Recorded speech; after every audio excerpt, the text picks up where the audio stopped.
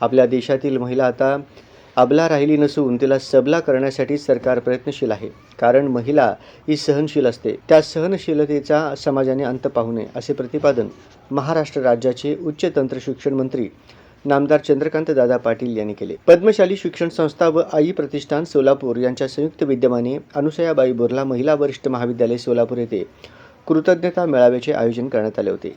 या कार्यक्रमाच्या अध्यक्षस्थानी संस्थेचे सचिव दशरथ गोप होते. यावेळी पालकमंत्री चंद्रकांत पाटील यांनी स्त्रियांनी स्वावलंबी जीवन जगता यावे यासाठी मोफत शिक्षण योजना अंमलात आणली असल्याचे सांगितले. फक्त तुम्ही असं म्हणता की समाजाने आमच्या सहनशीलतेचा अंत पाहू नये आणि तो अंत पाहू नये असं आमच्या मुख्यमंत्र्यांना माननीय एकनाथजी शिंदेंना वाटल्यामुळेच त्यांनी मुलींना सर्व प्रकारचं 642 कोर्सेस असे आहेत की ज्यात साधारणतः मुलं मुली शिक्षणाला जातात. त्याची 50% फी माफ होती. ती कालपासून म्हणजे घोषणा मी जरी केली असली 3-4 महिन्यापूर्वी तरी सरकार चालतं नियमाप्रमाणे. त्याप्रमाणे अधिवेशनामध्ये बजेटमध्ये घोषणा झाली. काल कॅबिनेटमध्ये निर्णय झाला. शनिवारवर सुट्टी आहे. सोमवारी याचा GR निघेल. तो GR निघाला की कुठल्याही शिक्षण संस्थेला मुलींकडून ॲडमिशनच्या वेळेला फी घेता येणार नाही. त्यांनी सप्टेंबर-ऑक्टोबरला क्लेम करायचा की आमच्या शाळेमध्ये आमच्या कॉलेजमध्ये इतक्या आमच्या ITIमध्ये इतक्या मुलींची फी आम्ही घेतली नाही.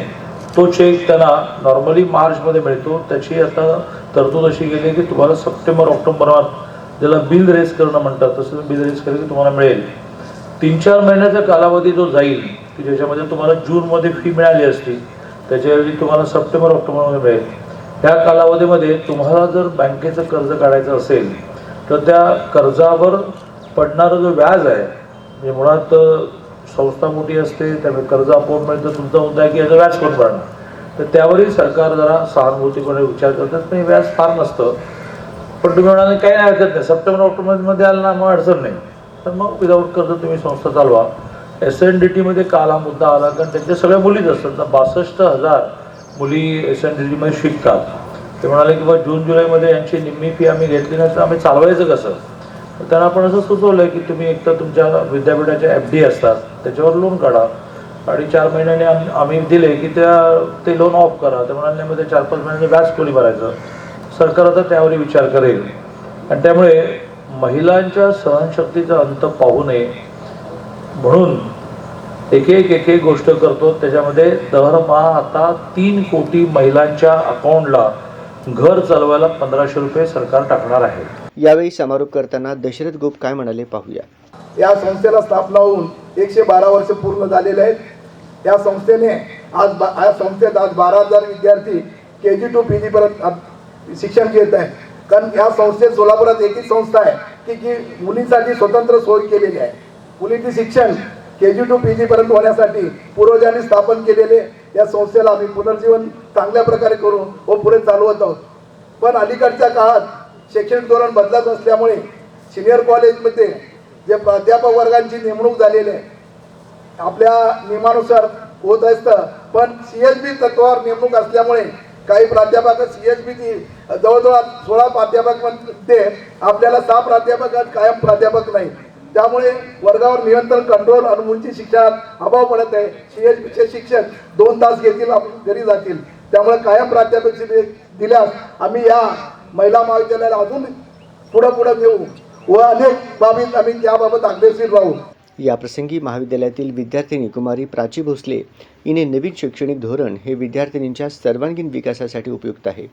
या माध्यमातून विद्यार्थिनींच्या सृजनशीलतेला व कल्पकतेला वाव मिळाला आहे असे मत व्यक्त केले. या संस्थेला स्थापना होऊन 112 वर्ष पूर्ण झालेले आहेत. या संस्थेने आज 12,000 विद्यार्थी KG to PG पर्यंत शिक्षण घेत आहेत. कारण या संस्थेत सोलापुरात एकच संस्था आहे की मुलींसाठी स्वतंत्र सोय केलेली आहे.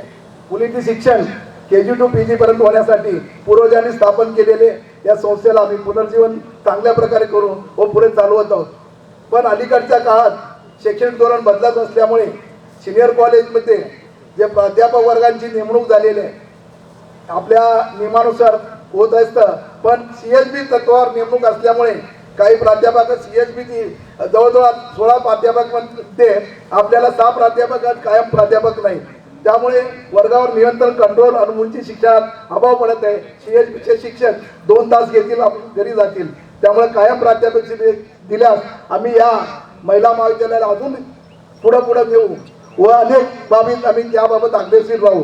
या प्रसंगी संस्थेचे सहसचिवा संगीताताई इंदापुरे, खजिनदार नागनाथ गंजी, शालेय समिती अध्यक्ष श्रीधर चिट्ट्याल, पांडुरंग दिड्डी, व्यंकटेश आकेन, मल्लिकार्जुन सरगम, विजयकुमार गुल्लापल्ली, हरीश कोंडा, गणेश गुज्जा, प्रभाकर आरकाल, नागनाथ श्रीरामदास, रमेश बोद्दुल, नरसय्या इप्पाकायल, आई प्रतिष्ठानचे अध्यक्ष मोहन डांगरे, सृष्टी डांगरे, योगेश डांगरे, सचिन हिरेमठ आदी उपस्थित होते.